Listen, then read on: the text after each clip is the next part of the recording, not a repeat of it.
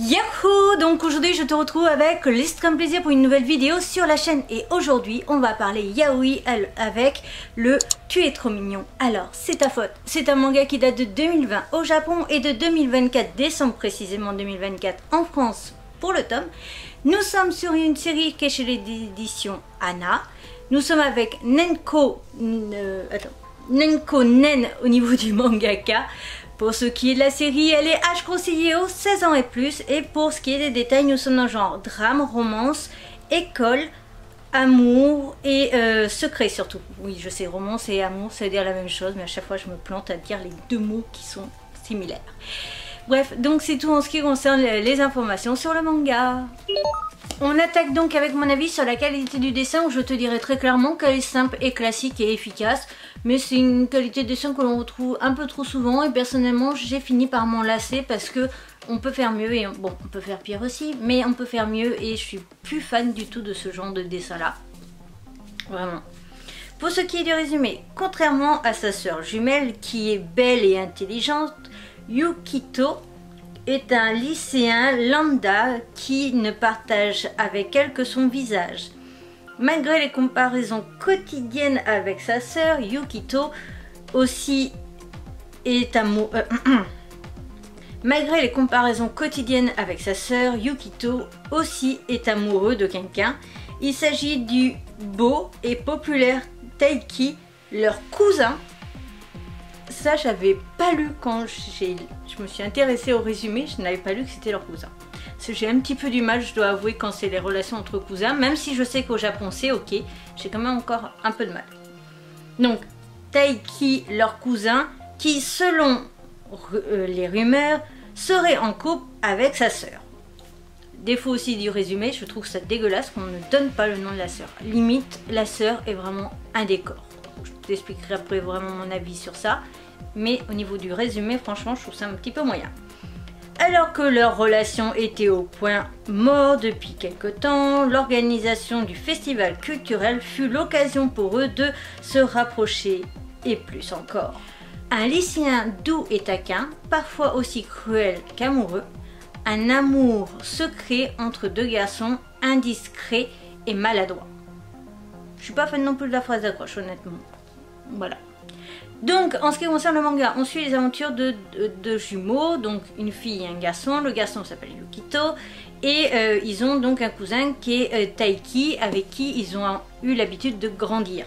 Malheureusement, en fait, Yukito, on ne sait pas trop pourquoi, mais en fait Taiki ne s'y intéresse plus trop depuis quelques années, il est plus sur la sœur, et donc il y a même des rumeurs comme quoi la sœur du coup de Yukito et Taiki seraient en couple. Malheureusement en fait Yukito est amoureux de son cousin et le vit très mal, et il vit aussi très mal le fait que sa sœur se soit rapprochée, mais que lui du coup on l'ait mis complètement de côté.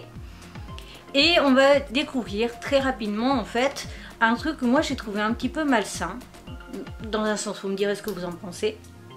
Mais en fait Taiki fait exprès de coller du coup la petite sœur, parce que pour certaines raisons en ce qui concerne la sœur, et ça je te laisserai le découvrir parce que sinon je spoil vraiment à mort, mais aussi il fait exprès d'être proche de sa cousine, tout simplement pour taquiner et embêter Yukito, parce que quand Yukito est jaloux de sa sœur, et ben Taiki le trouve très mignon. Et donc il fait exprès H24 de l'embêter, de dire des choses et tout ça envers sa cousine, juste pour embêter Yukito. Et donc attirer son attention. Personnellement je trouve ça un petit peu malsain au niveau du comportement, et je trouve ça vraiment assez toxique. Est-ce que j'ai le bon terme ou pas, ça c'est à toi de me le dire, mais je trouve ça pas ouf au niveau du comportement, vraiment, et donc ça m'a pas mal déçu. Je dois avouer aussi que je n'avais donc pas fait attention au détail que c'était des cousins, et personnellement c'est un truc qui me met... Je suis pas ultra fan. Ça aurait été des meilleurs amis d'enfance, ça serait beaucoup mieux passé que là avec les cousins, même si moi j'ai plus conscience que beaucoup de gens que entre cousins au Japon c'est ok, alors que chez nous non. Parce que par exemple je pense au titre des éditions Manabu qui parle de café, j'en dis pas plus, mais c'est vrai que beaucoup ont été choqués, et en fait au Japon c'est ok entre cousins, c'est pour ça qu'il y a beaucoup d'histoires entre cousins. Voilà.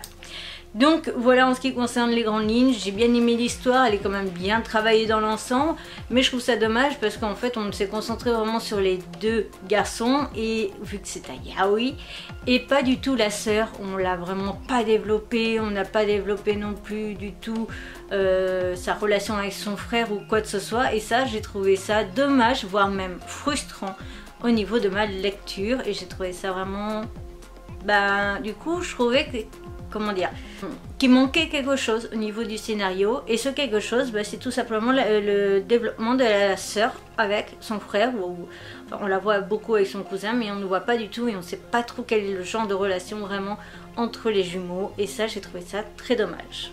Voilà donc pour ce qui est de mon avis, plutôt sympa mais reste mitigé.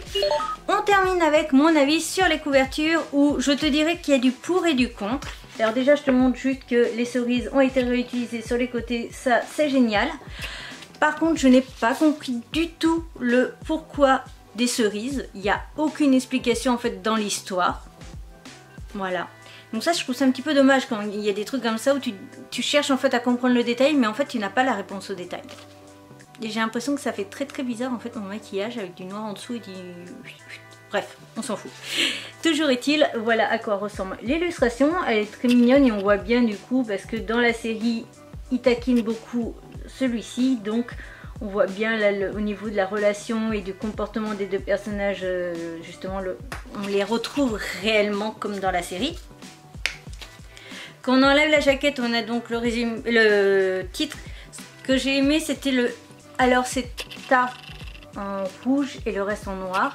Donc là on reprend le logo du titre, on a à l'arrière juste les cerises. Quand on ouvre l'illustration on tombe sur une illustration que je suis pas fan, j'aime pas trop la tête du gars aux cheveux noirs, je sais pas, pour moi il y a un petit loupé, je ne saurais pas dire. Le sommaire qui a une logique par rapport du coup à tout le reste et il est en train de faire focus sur le panda là de Jujutsu Kaisen. Voilà. Et donc on commence directement la série et il me semble pas qu'il y ait de page entre chaque chapitre, je suis en train de vérifier quand même. Non, il n'y a pas d'illustration entre chaque chapitre, donc ça c'est un petit peu dommage. Cette vidéo est donc à présent terminée, j'espère de tout mon cœur qu'elle t'aura plu. Je te retrouve donc bientôt pour une nouvelle aventure et je te retrouve très vite pour la présentation de prochains yaoi que je te mets d'ailleurs dans la barre d'informations. Je te mets les 3 titres des 3 prochains yaoi que je vais lire.